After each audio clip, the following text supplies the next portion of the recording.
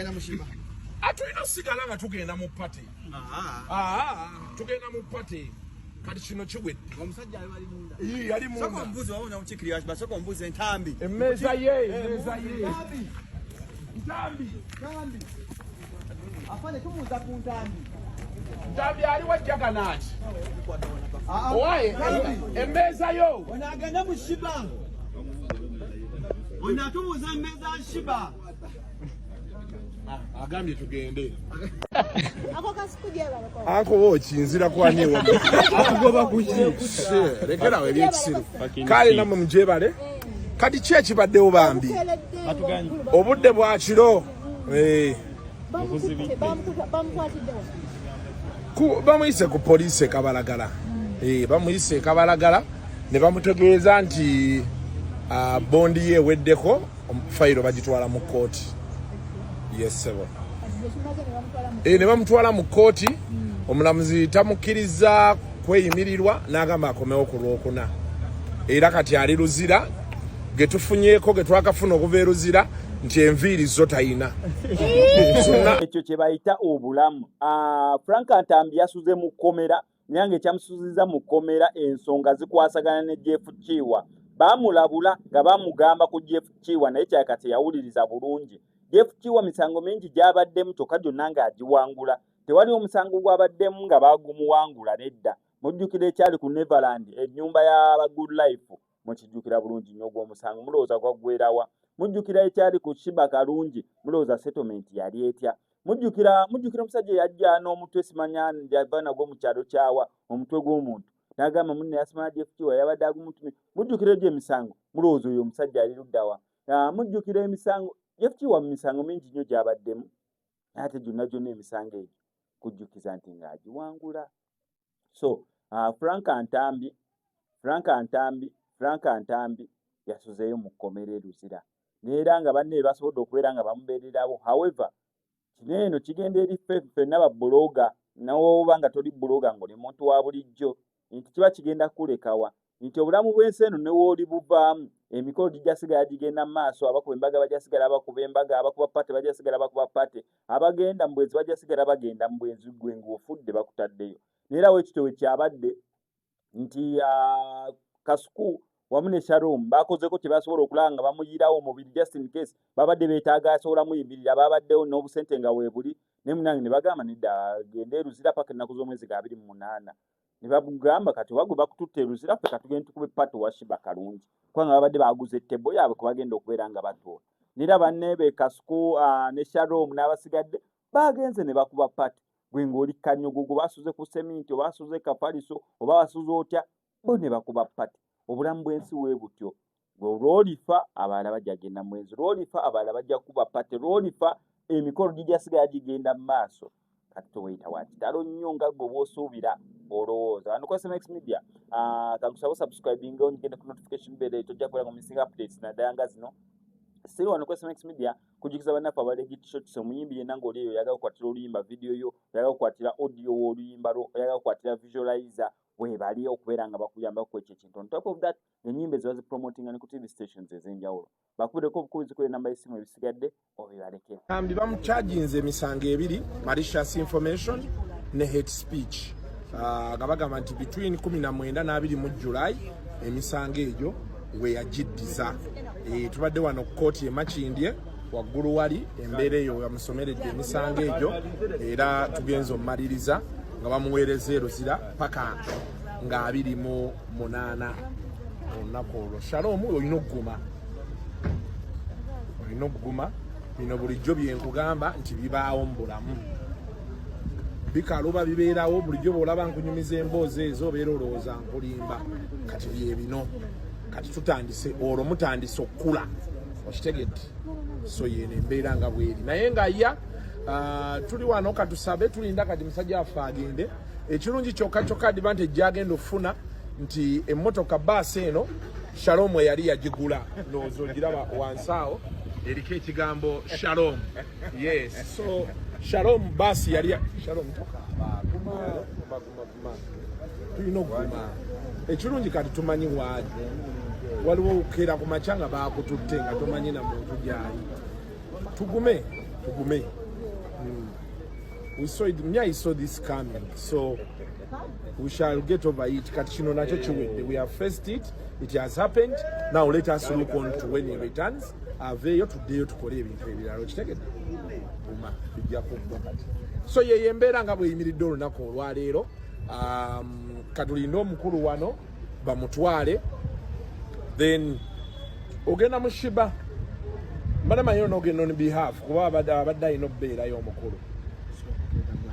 Owulira buli kimu kikutamye. Yakisiro. Lenze ngenda genda mu Shiba. Nja kunyumiza ebinaaba bibaddeyo. Ate ku crane zone ogenda. Tomanyi? Nja kunyumiza naye era bwe tunaatutuuseeyo. But now you're shaping, eh? Be firm and strong. The rest will happen after that. For now, katukomewo.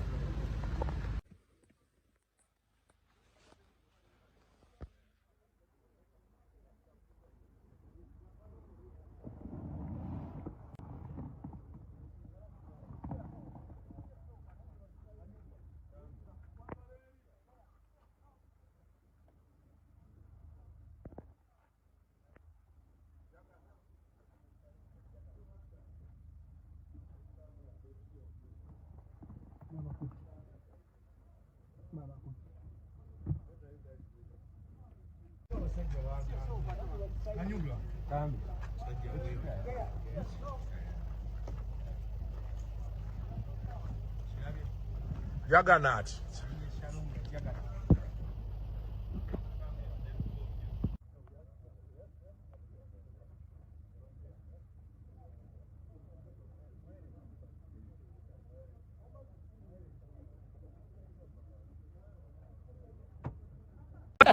Ako kasikuja balako. Anko wochi nzira kwani ewo. Akugoba kuki. Lekera we byekisiru. Kale namwe mujebale. Kati chechi baddewo bambi. Obudde bwa kiro. Bamuyise ku police Kabalagala. Bamuyise Kabalagala ne bamutegeeza nti bondi ye weddeko fayiro bagitwala mu kooti. Yes sebo. Ne bamutwala mu kooti omulamuzi tamukkiriza kweyimirirwa n'agamba akomewo ku Lwokuna. Era kati ali luzira getufunyeeko getwakafuna okuva eruzira nti enviiri zo tayina. Zonna ate eruzira bw'otuuka basobola kusalako enviiri zonna. Zo enviiri zimuvuddeko. Walagi yenna amutulukuka bagamba atuuyana bwakala. Oyina gezi wali wawa.